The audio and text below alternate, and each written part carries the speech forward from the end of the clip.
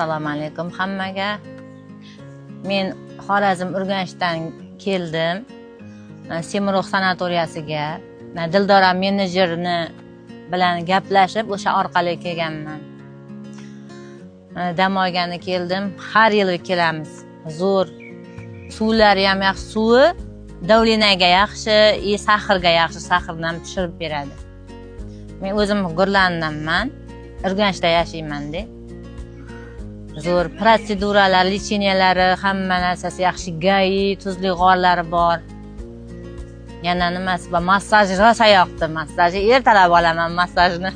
Hammaga kelishini maslahat beraman. Mana o'g'ilchamni ham olib keldim bu gal.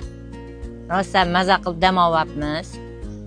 Kelgan paytimizda rosa bolali ayollar ko'p edi. Ketib bo'lishdi, biz qoldik. Zerikyapti, o'shanga nimaga istirohat bog'iga olib bormoqchiman.